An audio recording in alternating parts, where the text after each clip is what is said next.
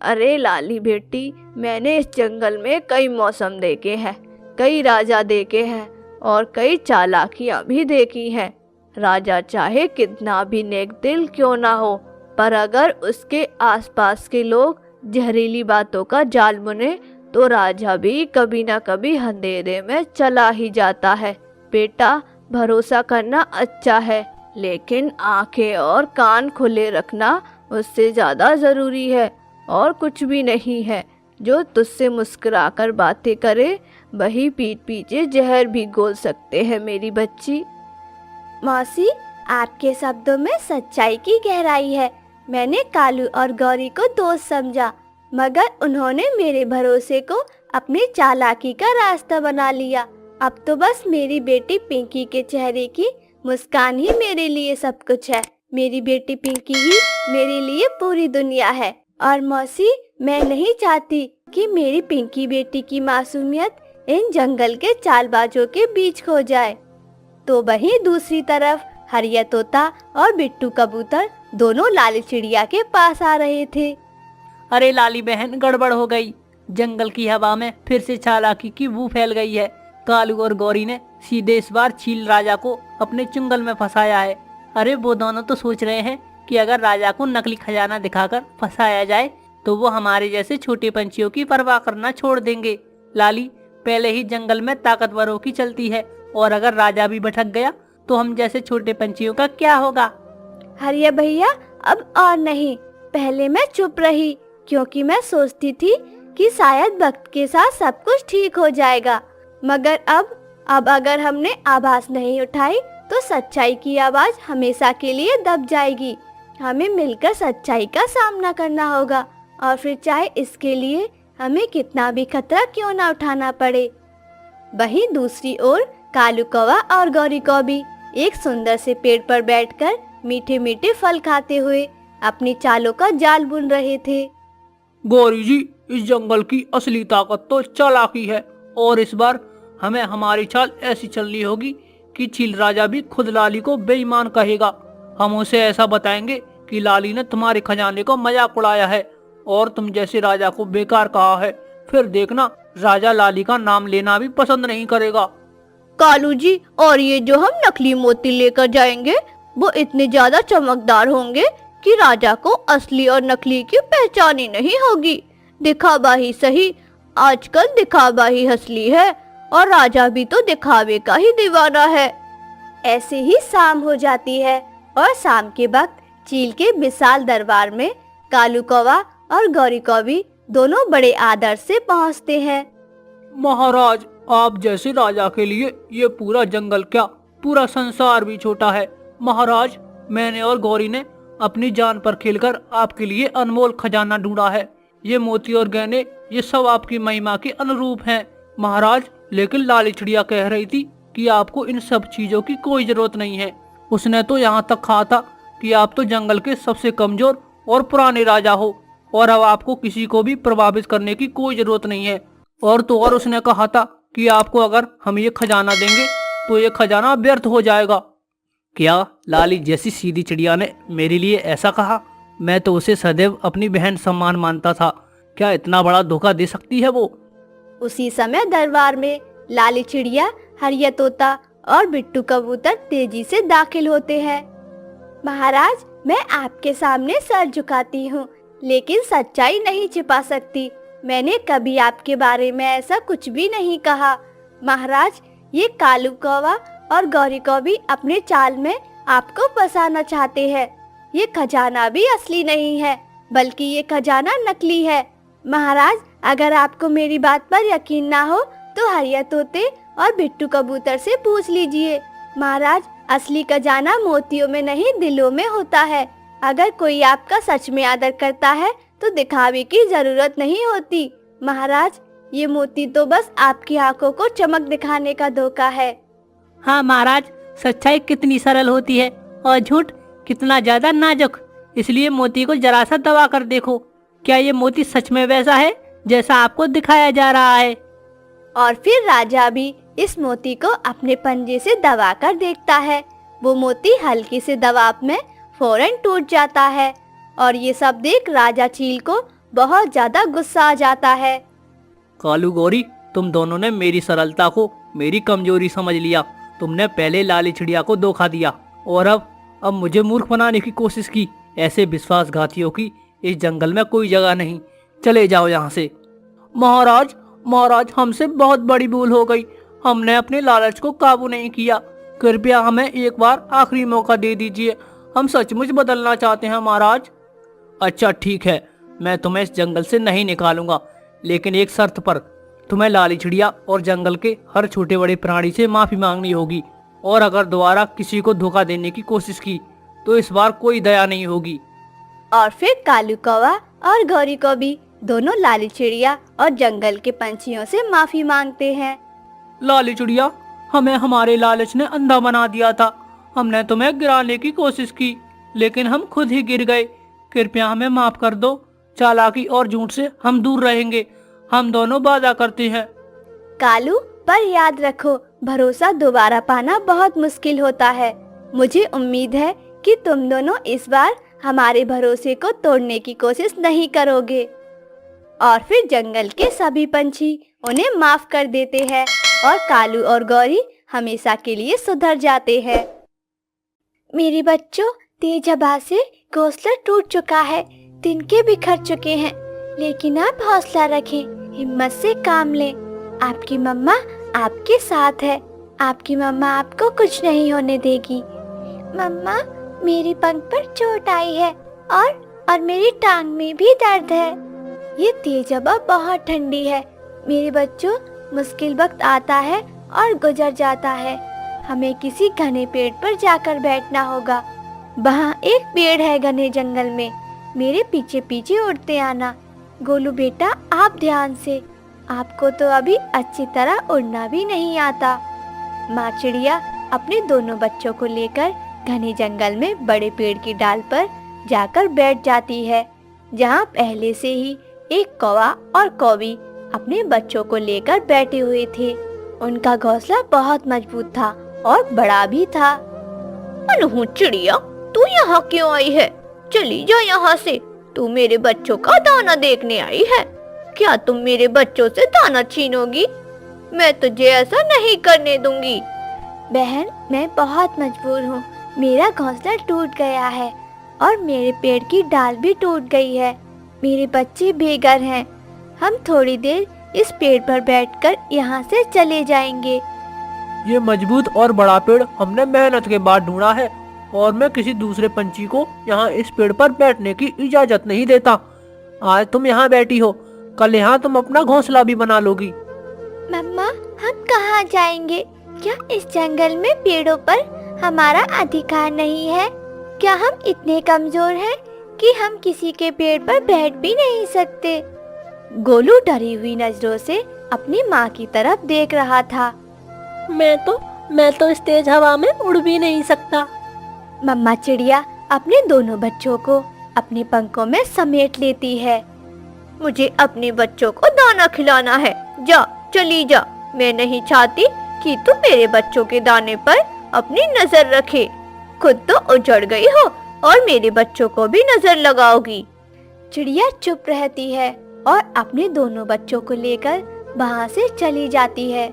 लाली चिड़िया एक छोटी झाड़ी के नीचे जाकर बैठ जाती है। तेज हवा के साथ साथ बारिश भी शुरू हो जाती है। बारिश बहुत तेज थी और ठंडा मौसम। ऐसे ठंडी मौसम में बिना घोंसले के रहना बहुत मुश्किल था। मेरे बच्चों, एक पेड़ और भी है जो काफी बड़ा है। उस पेड़ पर हरिया तोते का घर है। चलो हम वहाँ जाते हैं। हरिया तोता एक अच्छा पंछी है, वो हमारी मदद जरूर करेगा। लाली चिड़िया अपने बच्चों को लेकर उस पेड़ की तरफ उड़ती है। तोता डरा हुआ अपने घोंसले में बैठा हुआ था। तोते भैया, हमें थोड़ी देर अपने पेड़ पर बैठ लेने दो। जब हवा रुकेगी और बारिश थमेगी तो हम यहाँ से चले जाएंगे। लाली चिड़िया, मुझे कोई ऐतराज नहीं, तुम बैठ सकती हो। बच्चों, आप यहाँ आ जाओ, यहाँ मेरे घोंसले में। ये बहुत गर्म है और यहाँ बारिश का पानी भी नहीं आ रहा। आप छोटे हो, आप बीमार हो जाओगे। बच्चे एक नज़र अपनी माँ की तरफ देखते हैं। उनकी माँ अपने बच्चों को जाने के लिए कहती है और दोनों बच्चे हरिया तोते के घोंसले में जाकर बैठ जाते हैं। तोते भैया, आप मेरे पड़ोसी नहीं हो, लेकिन आपने फिर भी मेरी मदद की और मुझे अफसोस है उन कौवों पर जो कई सालों से मेरे पड़ोस में रहते हैं, लेकिन आज मुश्किल वक्त में उन्होंने मेरी मदद नहीं की और मुझे मुश्किल में छोड़ दिया। चिड़िया बहन, वक्त गुजर जाता है, हालात बदल जाते हैं, हमेशा हालात एक जैसे नहीं रहते।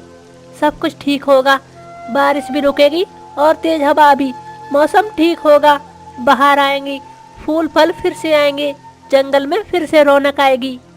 रात हो जाती है और वो रात वो सब वहाँ ही गुजारते हैं। सारी रात बारिश झमझम बरसती है। लाली चिड़िया और हरिया तोता पेड़ की डाल पर सहमे हुए बैठे थे। तोते भैया, मुश्किल वक्त गुजर गया, लेकिन हमें आने वाले समय के लिए हमारे लिए कोई सुरक्षित घर बनाना होगा। एक ऐसा घर जहां हम बारिश और तेज हवा में सुरक्षित रह सकें। चिड़िया और तोता मिलकर अपना काम शुरू करते हैं। चिड़िया नारियल के पेड़ से छाल उतारती है और तोता अपनी तेज चोंच से छोटी छोटी टहनियाँ काटता है। चिड़िया के बच्चे अपनी छोटी छोटी चोंच में सूखे पत्ते इकट्ठा कर रहे थे। वो सब मिलकर काम कर रहे थे। एक दिन की मेहनत के बाद ही लाली चिड़िया और तोता एक बहुत सुंदर सा मजबूत घर बना लेते हैं। एक ऐसा घर जो बहुत सुरक्षित था।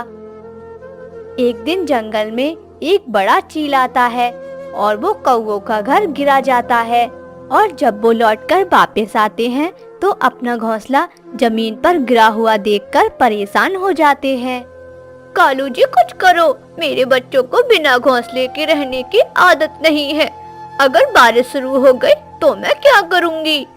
आज की रात किसी भी तरह गुजारनी होगी। कल मैं किसी छोटे और कमजोर पंछी का घोंसला छीन कर ले आऊंगा, मैं वादा करता हूँ।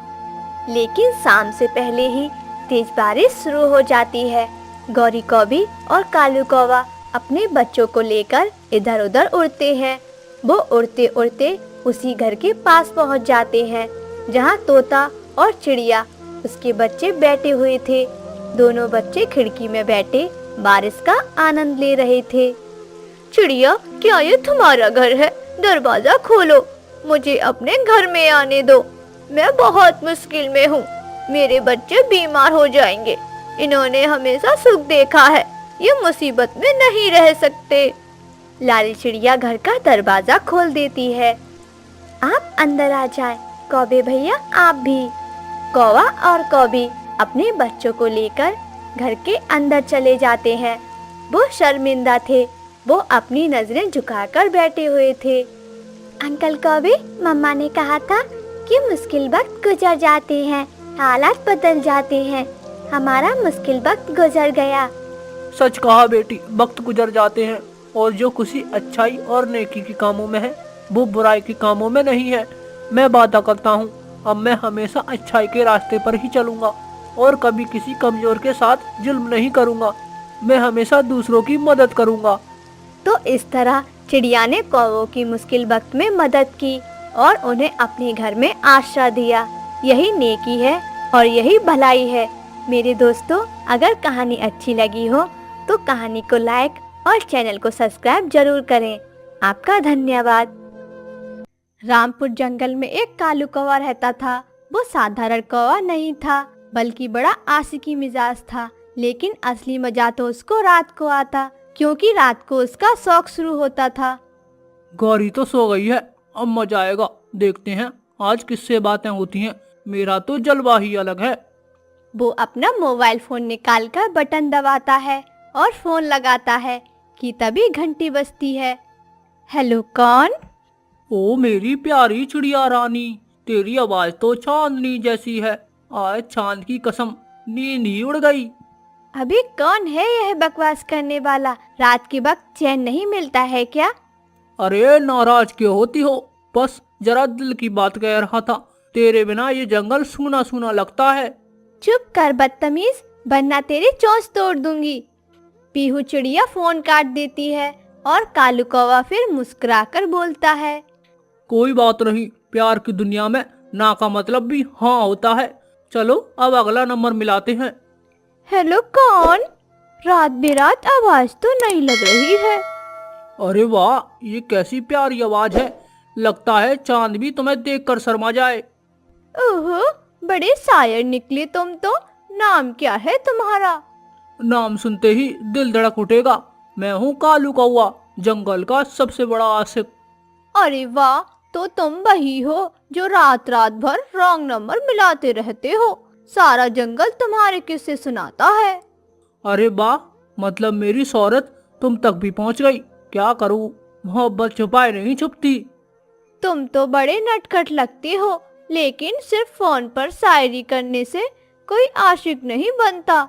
अगर सच में इतने आशिक हो तो कल रात नदी किनारे झरने के पास आकर मिलो। रानी कौवी की यह बात सुनकर कालू की आंखें चमक उठती हैं। झरने के पास, वो चांदनी रात, पानी की कलकल आवाज और तुम। रानी, बस यही तो जिंदगी का सपना है। मैं जरूर आऊंगा, चाहे तूफान ही क्यों ना आ जाए।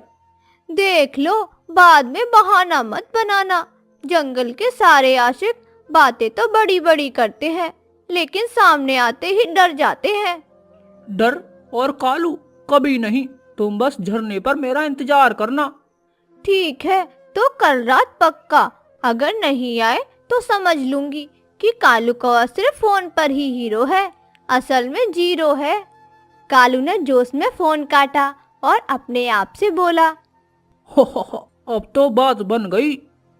फिर अगली रात कालू कौवा पूरी तैयारी कर चुका था। चोंच में ताजे फूल दबाए थे, आंखों पर चश्मा चढ़ा लिया था और सिर पर कैप लगा ली थी। बस निकलने ही वाला था कि पीछे से आवाज आई, अरे कालू, इतनी रात को कहाँ जा रहे हो? सब सो चुके होंगे अब तक तो। अरे मेरी प्यारी गौरी, तुम्हारे लिए मीठे मीठे फल लेने जा रहा हूँ। सुना है रात में नदी किनारे पेड़ों पर ताजे फल लगते हैं, सुबह मैं तुम्हें दूंगा। रात के अंधेरे में फल? अजीब आदत है तुम्हारी, लेकिन ठीक है, जल्दी लौट आना। गौरी कौवी फिर से सो गई और कालू कौवा धीरे धीरे मुस्कुराते हुए निकल पड़ा। झरने के पास चांदनी फैली हुई थी, पानी की कलकल आवाज आ रही थी। कालू ने इधर उधर देखा, लेकिन कोई नहीं था। फिर अचानक फोन बजा। ये तो रानी कौवी का कॉल है, जरूर रास्ते में होगी। अरे आशिक मियाँ, माफ करना, आज आने का मूड नहीं है, लेकिन अगर तुम सच्ची मोहब्बत करने वाले हो तो मेरे लिए जरा मोबाइल रिचार्ज करवा दो। कालू कौवा पहले तो हैरान हो गया। अरे मेरी रानी, तेरे लिए तो मैं चांद तारे तोड़ लाऊं। रिचार्ज तो बहुत छोटी चीज है, बस तू मुस्कुराती रहे। रानी कौवी हंसी। उस रात रिचार्ज तो हो गया। कालू कौवा खुश था कि ये तो प्यार की पहली कुर्बानी है। वापस आते वक्त रास्ते में कालू कौवा सीधे तोते के घर पहुंचता है और तोता नींद में था। अरे कालू, इतनी रात को क्यों परेशान कर रहा है? अरे भाई, बस गौरी के लिए बहाना चाहिए था। कह दूंगा कि तुम्हारी माँ आई थी, मुझे बुला रही थी, ताकि गौरी को शक ना हो, और ये फल मैं ले जा रहा हूँ। तू भी ना कालू। ऐसे ही हर रात कालू फिर से सरदर्द कर आता। हर बार झरने के पास बैठकर इंतजार करता और हर बार रानी कौवी का फोन आ जाता। आज जरा नींद आ रही है, कल मिलेंगे पक्का, अभी जरा नेट डलवा दो। ओ मेरी रानी कौवी, तेरे लिए तो मैं जान भी दे दूंगा। फिर वापस आते वक्त वो लाली के घर आया।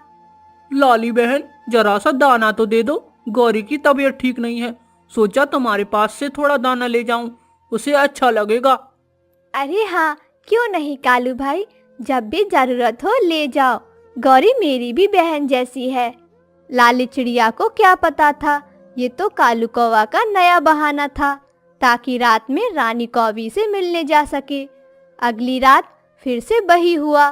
कालू कौवा सर धजकर, चश्मा लगाकर, फूल चोंच में दबाकर धीरे धीरे से घर से बाहर निकला। गौरी ने आधी नींद में ही फिर पूछा, फिर से आज कहाँ जा रहे हो कालू?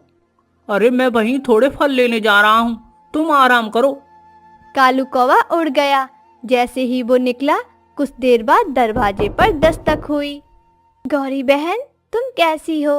सुना था तुम्हारी तबीयत ठीक नहीं है, तो हाल पूछने चली आई। क्या मेरी तबीयत? अरे मेरी तो अभी तबीयत बिल्कुल ठीक है। यह किसने कहा तुम्हें? अरे कालू भाई ही तो बोल रहे थे, कह रहे थे गौरी बीमार है, इसीलिए दाना चाहिए। मैंने सोचा तुम्हारा हालचाल पता कर लूं।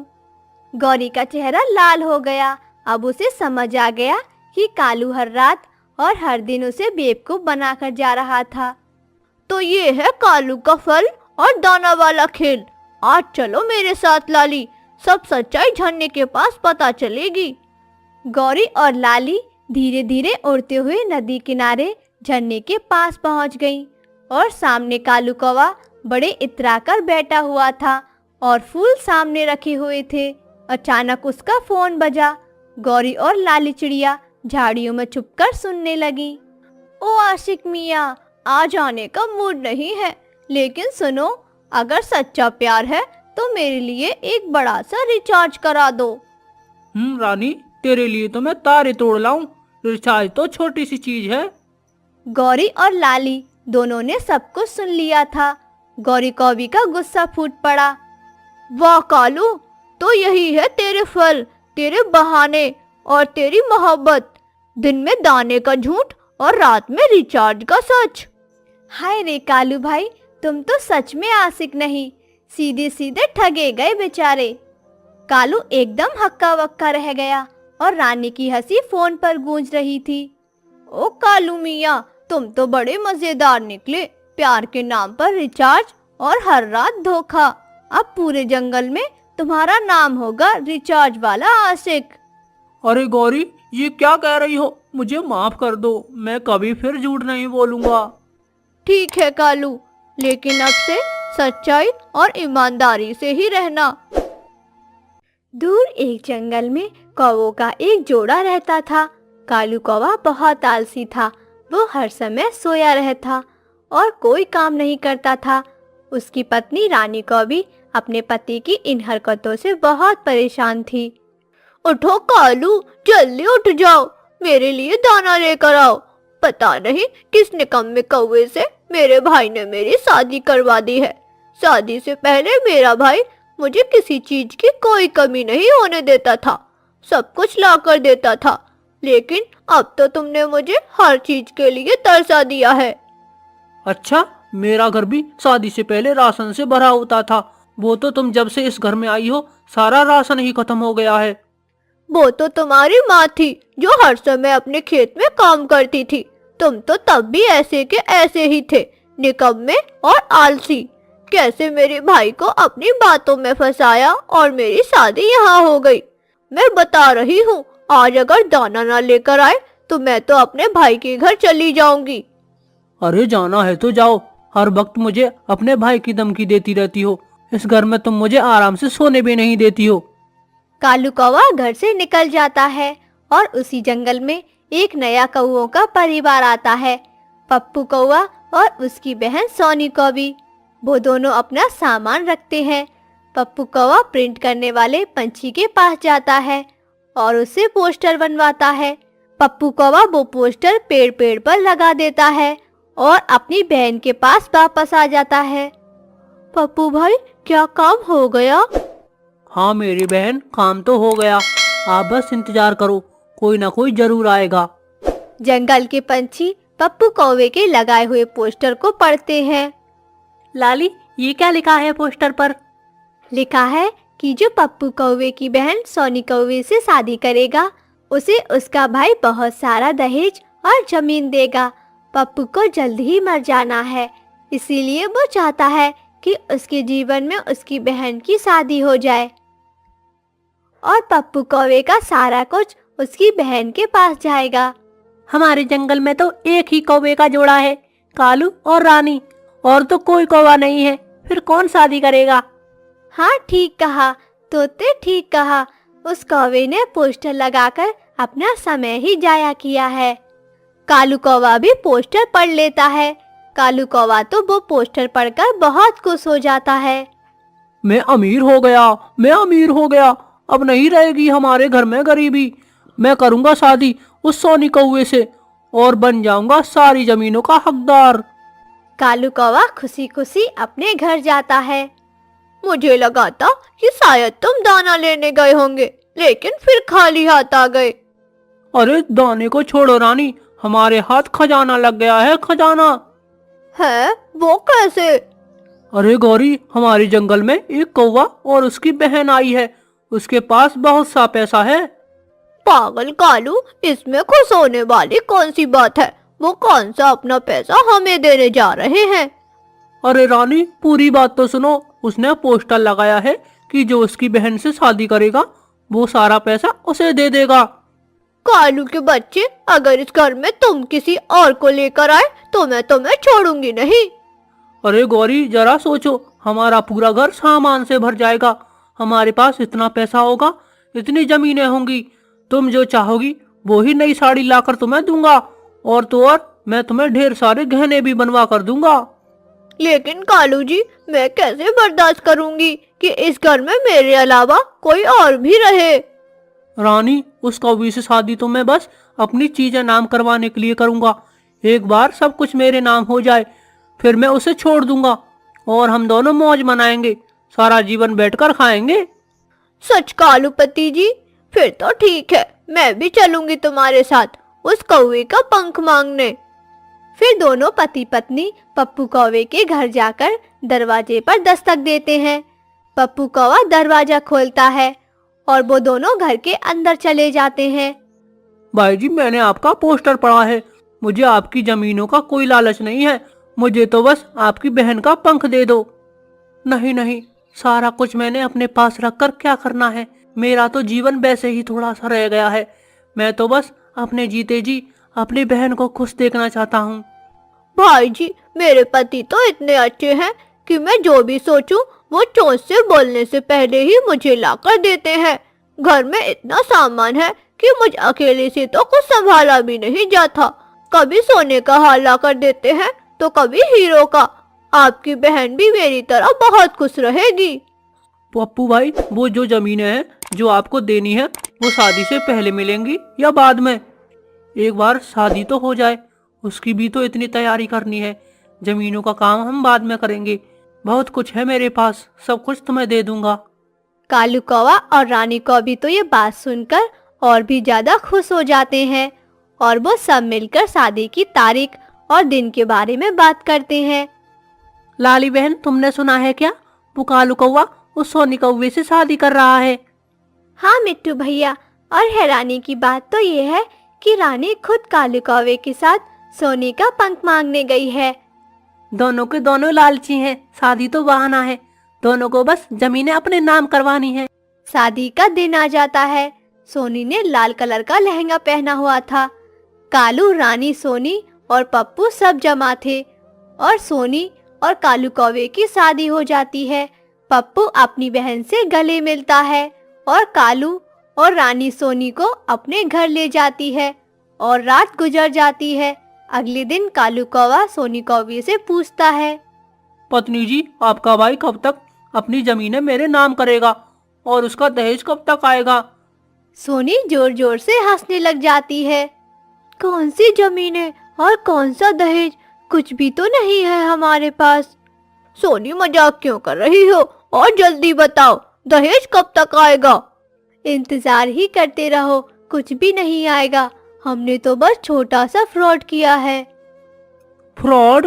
कैसा फ्रॉड? कालूपति जी, हम तो बहुत गरीब हैं। हमारे पास तो एक फूटी कौड़ी भी नहीं है। जिस जंगल में हम रहते थे वहाँ तो सबको हमारे बारे में पता था, इसीलिए मेरे भाई मुझे यहाँ ले आए। वो तो पोस्टर हमने इसीलिए लगाया था कि कोई लालच में आकर मुझसे शादी जरूर करेगा। तुम्हारी इतनी हिम्मत, तुम दोनों ने हमारे साथ धोखा किया है, छोड़ूंगी नहीं मैं तुम्हें। निकाल दूंगा, मैं तुझे अभी के अभी अपने घर से निकाल दूंगा। अगर मुझे पंख भी लगाया तो मैं जंगल के चील राजा के पास चली जाऊंगी और उन्हें सब बताऊंगी कि तुम दोनों मुझे बहुत मारते हो और तुम दोनों मुझ पर बहुत जुर्म करते हो। फिर तो पति जी और रानी जी, तुम दोनों को पता ही है कि चील राजा तुम्हारे साथ क्या करेंगे, छोड़ेंगे नहीं वो तुम दोनों को। कालू जी, ये क्या हुआ? ये नई मुसीबत हमारे गले पड़ गई है। हाँ रानी जी, हम तो दूसरों के साथ फ्रॉड करते थे, आज हमारे साथ ही हो गया। इस तरह दोनों पति पत्नी कालू और रानी कौवी को उनके लालच की सजा मिलती है। तो प्यारे दोस्तों, इस कहानी को लाइक और अपने दोस्तों के साथ शेयर और चैनल को सब्सक्राइब करना बिल्कुल भी मत भूलना। आपका धन्यवाद।